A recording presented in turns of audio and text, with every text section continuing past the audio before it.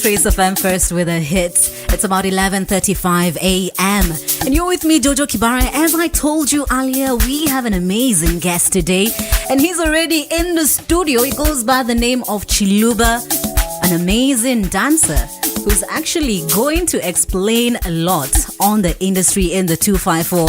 And you know, I was just telling him, man, me najua tu kudance ni hobby, but looks like there's some people who are really making good money.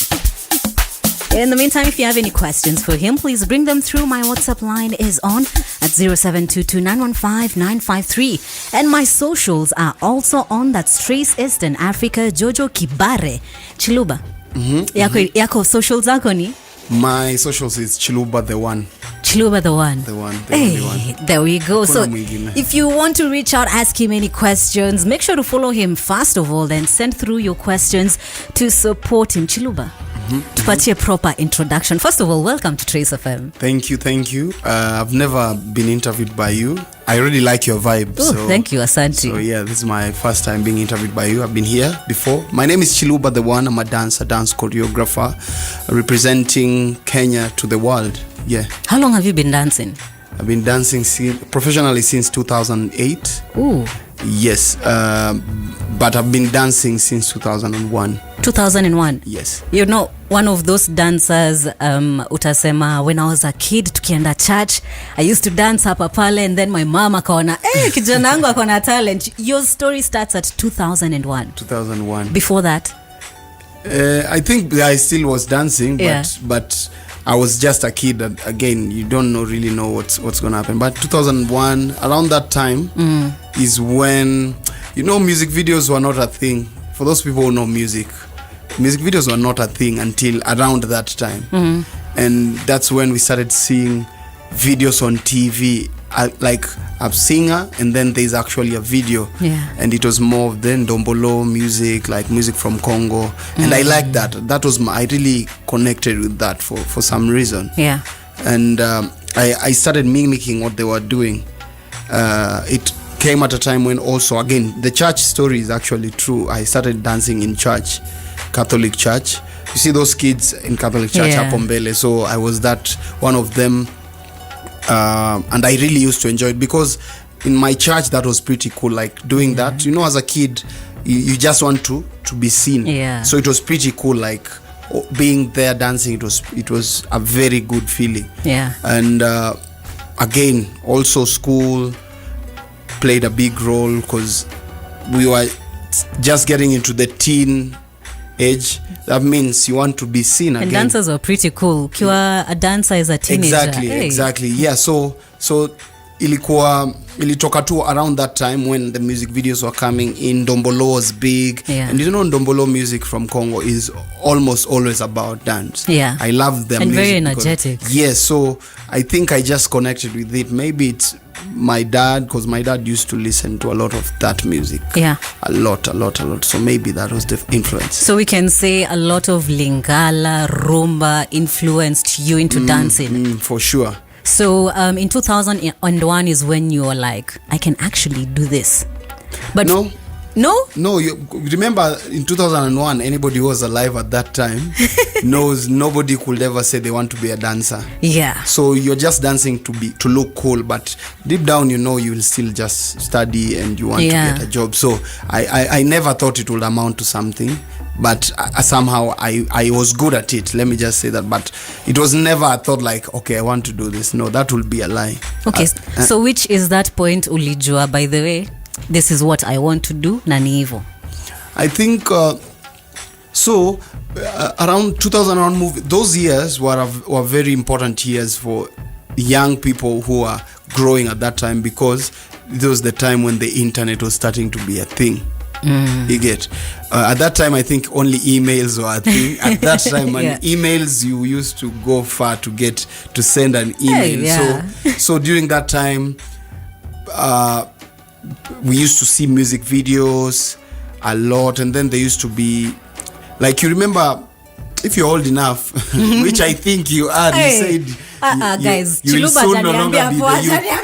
You just told me soon you will no longer be referred to as youth. But you see, there was a show called Dancomania. You remember that show? Yeah. Yeah, I think that was 2003 or 2004. Ooh. You get, and Dancomania was a very fun, like, it was. Yeah, it was for people like me. It changed For young guys then, it was Yes. like the best thing. Yeah, I going think on. I was in standard 8 at that time. Yeah. And that was the coolest stuff ever. And that time, if you remember well, it was the time when Caliph Records was hot.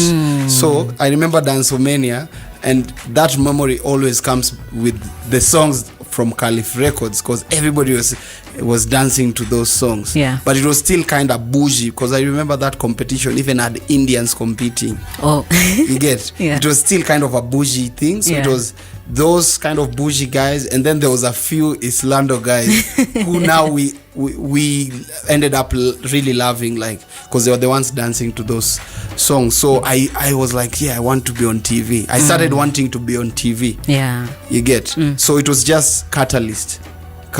But high school was when things went crazy, because remember, the internet is growing. We get more access to the things that are happening abroad. Yeah. So in high school, I think is the time when we discovered something called America's Best Dance Crew. There was a competition in the US so big, called America's Best Dance Crew, and that anybody who wanted to be a dancer, that is what now sparked everything, because we saw dance in a different level. There were not people just dancing in music videos. It was centered around them, and it was huge. Like a BDC, it was called. We used to call it a BDC.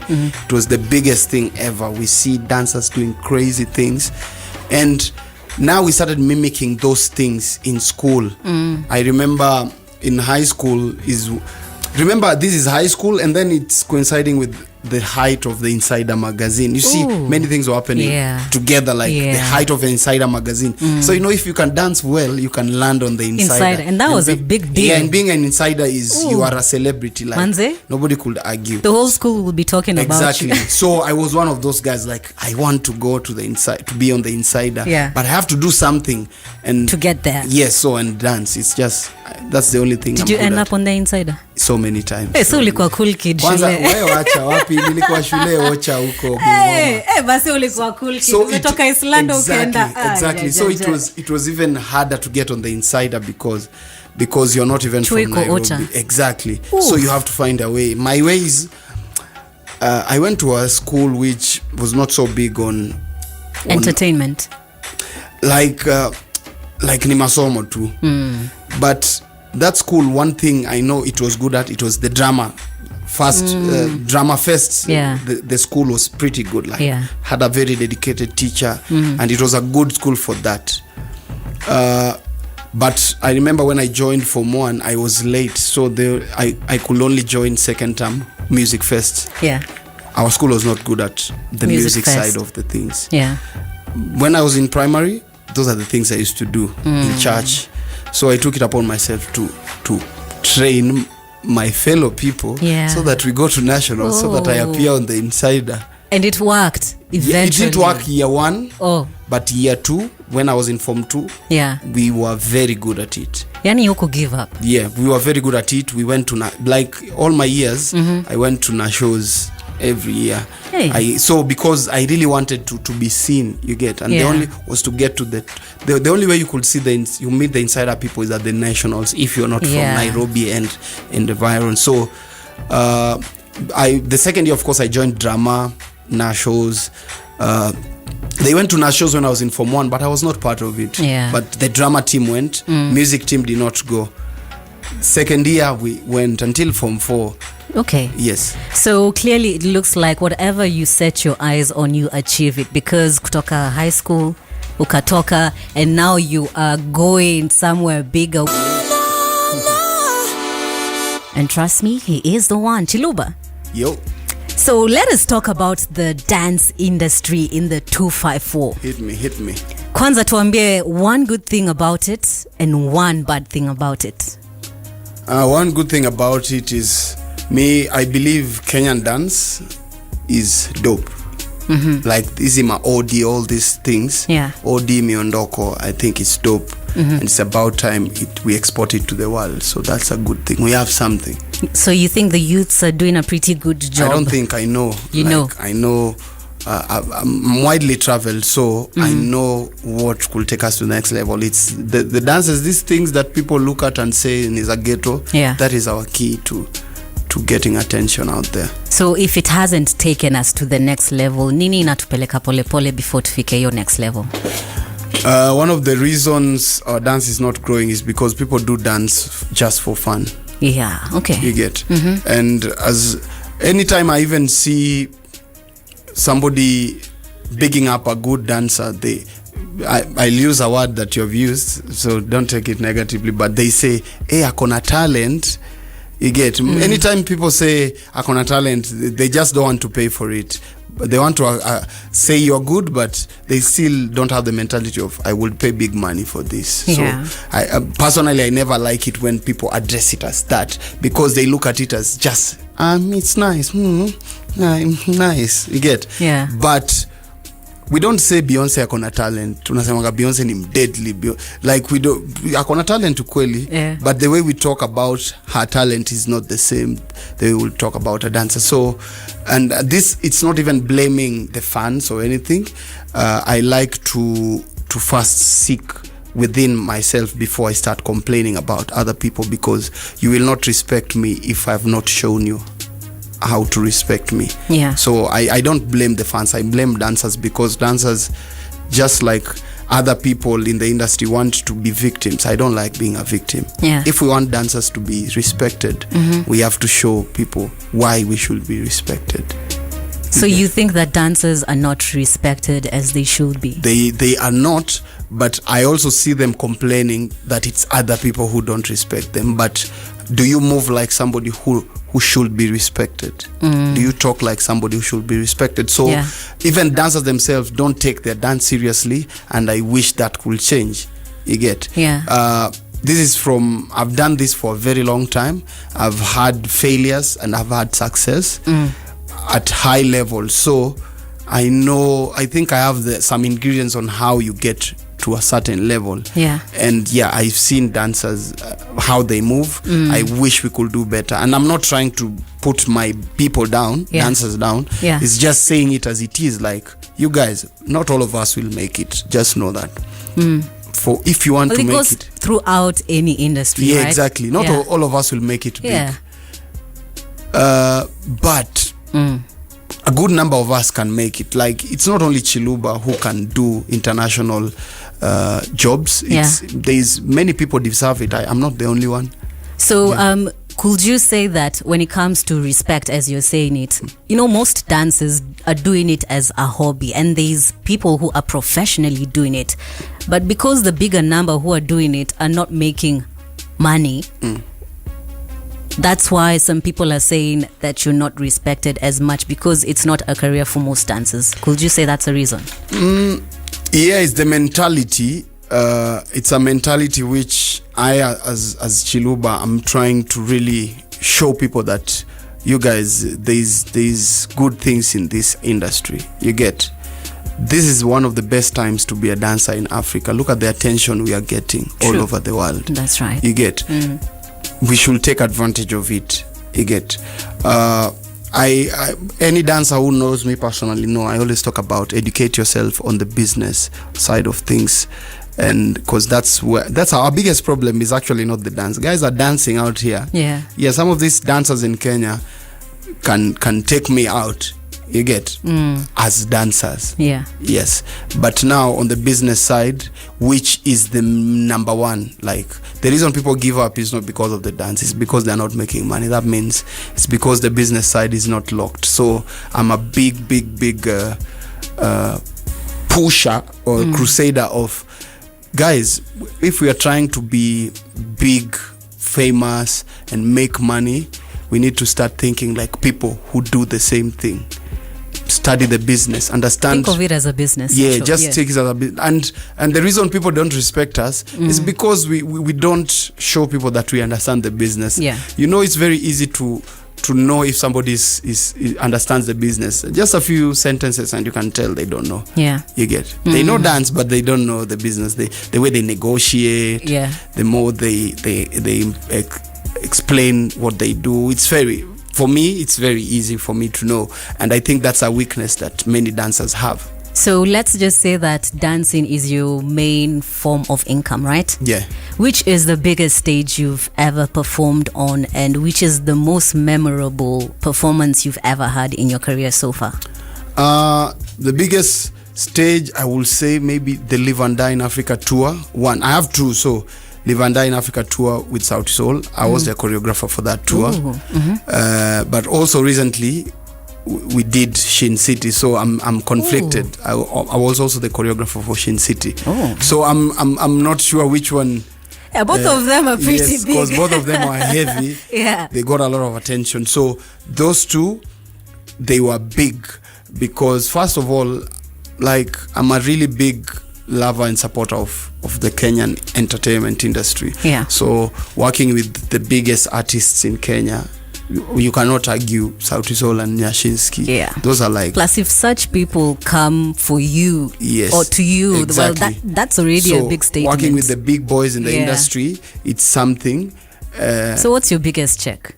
I can't say. No, you know, this is the only way you can motivate. I can't say, but... dance. Well, don't tell us where you got it from, but what's the biggest? I can say making a couple of $1,000 is possible. Just know that. Several dollars. Tens of thousands. One performance. Just know one job, you make more than $10,000 and something. I hope if you're a dancer, I hope you're really listening to what Chiluba is saying, because clearly this can be a proper career, right? Like for me, I normally, and I'll always repeat, anytime you meet me, I'll always say, first of all, I'm proud of myself. I'm not even humble about it because I made it work in a very difficult environment. Africa, Kenya, very difficult for dancers. But also I'm not special. That's another thing. That means whoever is listening, they can do it. It's not like I'm from Mars. I'm just from here, East Lando. So the business side of it, I think, is what helped me get to a level where I can quote $1 million, $2 million without flinching. Yeah, because you know what you bring to the table. Yes, like the moment you understand the business side, it means you understand how to even present your value. Yeah. You know how to explain it to help whoever is booking you see it and understand, okay, I'm not just getting somebody to shake their body. Okay. This is the value I'm getting. So I have two more questions because I can see time is not on our side. What advice would you give an upcoming dancer for them to be able to sit at the table you are at right now? First of all, hard work, which is everybody knows. This is not even a secret. Work hard. But in the current environment for Kenya, at least what I see for Kenya, is dancers are really working more to get the numbers than to actually be good dancers. You get to get the numbers because of, again, we're in an environment which shows you now, because of the internet, you wake up and you see a 21-year-old is a millionaire, and that gives you pressure, unnecessary pressure. You have not asked yourself, how is this person getting there? Maybe they have a rich family, blah blah blah. So most young people are really trying to make that quick money immediately, like now. Yeah. So my advice is work on not only just getting the numbers to be popular, to get a few gigs, but will you get those gigs in 10 or for 10 years or just 2 years, and then someone else will take you out because they have more numbers. So I push for dancers to actually work to be good, be very, very good at what you do.